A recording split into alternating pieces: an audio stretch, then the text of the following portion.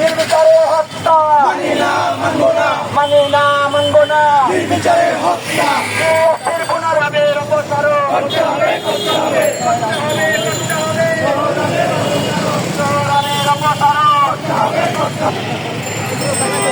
আপনারা সবাই জানেন আজকে আমরা এখানে কি জন্য বিক্ষোভ সমাবেশ করছি।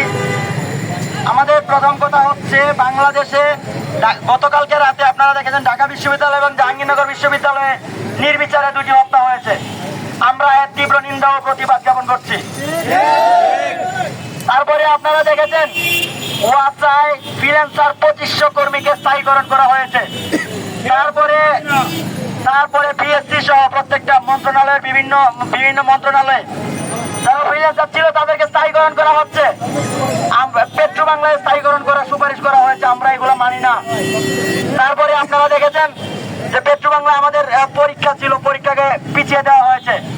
সবচেয়ে বড় প্রহসন যেটা 30 চাকরির আবেদনের বয়স 30 বছর ছিল, সেটাকে 35 বছর করা হয়েছে এবং 35 বছর করার সুপারিশ করা হয়েছে এবং এর পিছনে সুযোগ নিয়েছে আমলারা।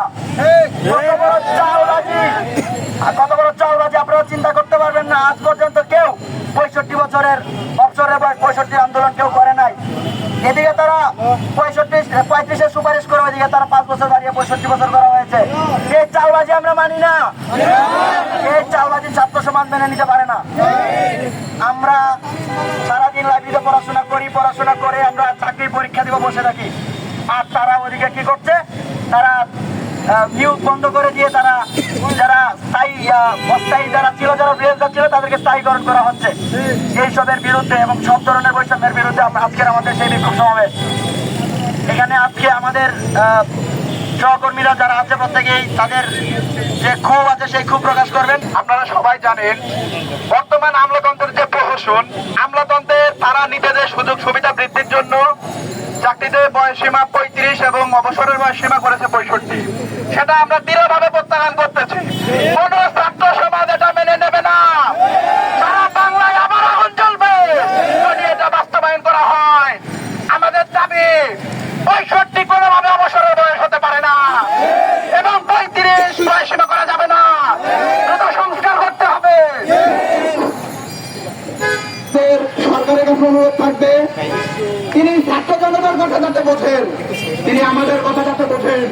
শুধুমাত্র স্বৈরাচার আমলাতন্ত্রের কারণে এই প্রহসন যাতে প্রহসনমূলক সিদ্ধান্ত যাতে বানানো না নেয়, আমরা তাদেরকে বিনাভাবে প্রত্যাখ্যান করতেছি। এই আমলাতন্ত্রকে যারা স্বাধীন বাংলাদেশে নতুন করে বৈষম্যের শিকার করতে চায়, ছাত্র সমাজ এটা মেনে নেবে না। জুলাই আগস্টের রক্ত এখন আমাদের শুকায় নাই। আমরা কোটা আন্দোলন করে দেশকে স্বাধীন করেছি। সরকার বলে যদি এটা বাস্তবায়ন করা হয়, দেশ দ্বিতীয়বার স্বাধীন হবে। আমরা আপনাদের সকল প্রহসন ভেঙে দেব। আপনারা জানেন গতকাল রাতে ঢাকা বিশ্ববিদ্যালয়, জাহাঙ্গীরনগর বিশ্ববিদ্যালয়ে দুইজনকে হত্যা করা হয়েছে, মার্ডার করা হয়েছে। আমরা এটা তীব্র নিন্দা জানাই এবং আমরা দ্রুত বিচার দাবি করি। আমাদের ক্যাম্পাসে কখনো কোনো হত্যা কর্মকাণ্ড আমরা মেনে নেব না। আমরা এটা তীব্র প্রতিবাদ জানাচ্ছি।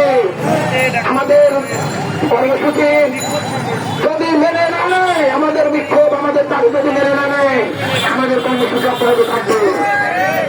আমরা বিশ্বাস করি পুরো ছাত্র সমাজ আমাদের পক্ষে থাকবে এবং যে প্রহসনমূলক ব্যবস্থা গ্রহণ করা হয়েছে, আমরা যারা অনেক কষ্ট করে লেখাপড়া করেছি, আমরা যারা কৃষক পরিবারের সন্তান, তারা কিন্তু 35-এর আগে আমাদের কোন একটা জবের ব্যবস্থা করতে হবে। যদি করতে না পারে আমাদের ভবিষ্যৎ অন্ধকার। সুতরাং আপনারা যারা 35-65 করেছিলেন, যারা 35-এর আন্দোলন করতেছেন, তাদের চুক্তিটা খুবই নগণ্য।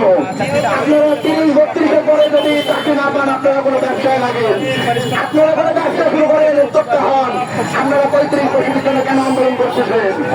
আমাদের দাবি সরকারের কাছে তিনি যাতে এই 35-65 যে প্রহসন সেটা বন্ধ করে পিএসসির দ্রুত পুনর্গঠন সংস্কার করতে হবে এবং শহরামের যত অকর্ম কুকীর্তি সেটার বিচারের আওতায় আনতে হবে এবং তাকে দ্রুত পদত্যাগ করাতে হবে।